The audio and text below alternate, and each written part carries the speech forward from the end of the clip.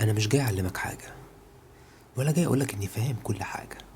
انا جاي افضفض وياك، اتكلم كانك صاحبي اللي بينا عشرة عمر. بصراحه انا تعبت، وتعب مش بتاع يومين تلاتة، لا، تعب بقاله سنين ساكن جوايا. تعب ما بيصرخش لكنه بيوجع. في حاجات كتير جوا الواحد مش قادر يشرحها. بيضحك بيهزر وبيبان طبيعي، بس جواه في صراع، او يمكن صراعات، في خوف، في لحظات كتير بيقع فيها ومحدش بيشوفه.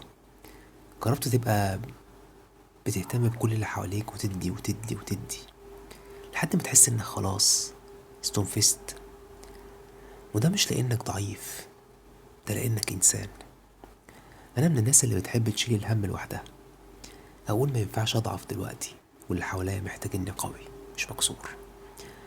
بس بيني وبين نفسي كنت بعيط، كنت بفضل ساكت ساكت لان الكلام نفسه تقيل، ومفيش دايما اللي بيسمع من غير ما يحكم. جربت تمشي في الشارع والدنيا ماشية بس جواك الدنيا واقفة. في ناس كتير ماشية حوالينا بس قليل أوي اللي بيحس، قليل أوي اللي بيسأل السؤال البسيط ده لكنه بيقوله بجد: هعمل ايه؟ مش السؤال اللي بتجاوب عليه بالحمد لله، هو الحمد لله في كل الأحوال، لكن السؤال اللي بيغوص جواك وبيسألك: هو انت لسه قادر تكمل؟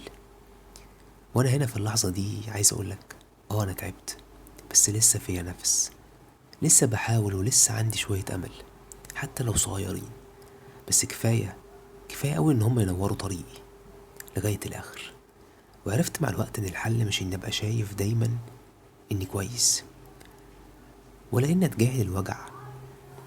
الحل اني اعترف بيه، احضنه وافهمه. لانك لما بتفهم نفسك بتتصالح معاها. انا مش سوبرمان، ومش مطلوب اكون. انا انسان بيقع ويقوم، بيخاف وبيقاوم، بيتلخبط بس بيحاول. ولو انت كمان زيي فانت مش لوحدك. احنا بنتألم ايوه، بس بنتعلم، بنخسر بس بنفوق.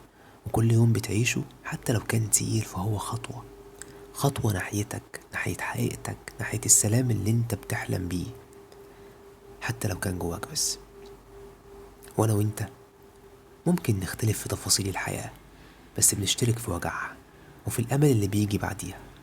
فلو قلبك مجهد وعقلك مشغول، خد نفس وافتكر انك لسه هنا ولسه فيك أمل. خد بالك من نفسك. سلام.